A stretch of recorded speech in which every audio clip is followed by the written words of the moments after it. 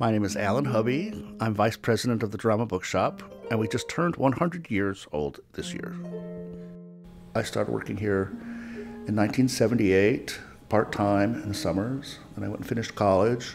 I came back and worked here for a decade, and I've been back at the bookshop since 2001. There was an organization formed around 1910 called the Drama League. At that time, there were no movies, there was no television. Popular entertainment was theater, and there was a lot of it, and most of it was really bad. The Drama League came into being as a way to promote what they thought were decent and quality works.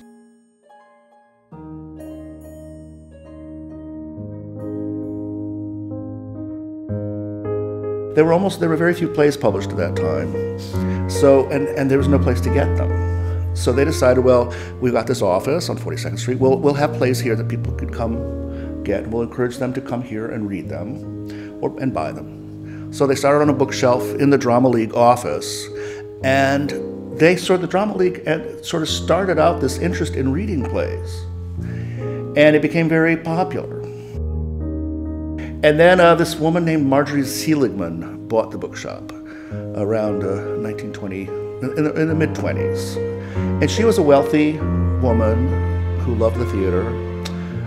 She didn't need to make any money, so she could run the bookshop any way she wanted to, which she did for decades, until the 1950s when she decided to retire.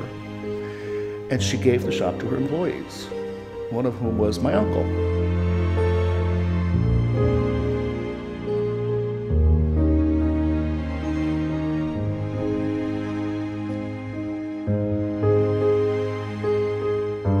The main floor, which is mostly books, but also all kinds of periodicals, CDs, gift items, mailing labels, headshot envelopes, newspapers, all that stuff.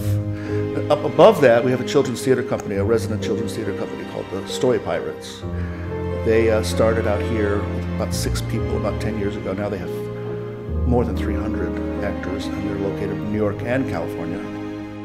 They work with school kids who write. They encourage them to write by taking little short stories that the school children write and turning them into miniature musicals with puppets and singing and dancing. They're amazing. They're so talented and so hardworking.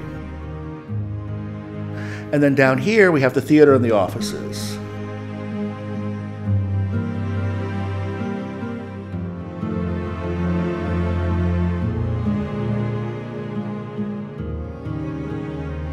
We used to sell more plays in the past.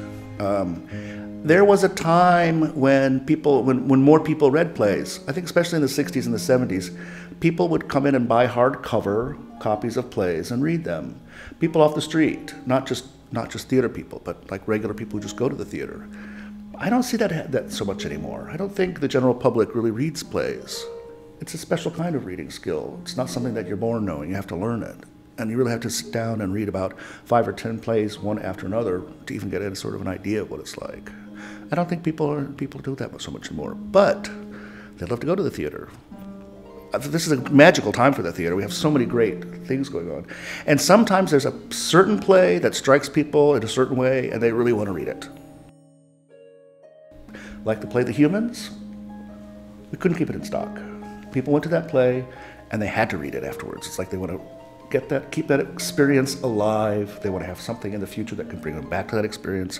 And they also have questions about the text.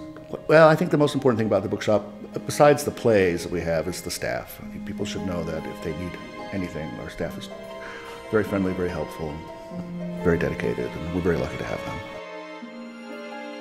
When we were researching our 100th anniversary, I went to some old playbills from 1917. And we looked at them, and there are ads in them, even like the Metropolitan Opera. And the ads, 9/10 of the ads are for things that don't exist anymore. We survived records. We survived Barnes & Noble. That was going to kill us. You know, it's kind of amazing. We've survived world wars, famines, plagues, thefts, rain, fire. It's something, right?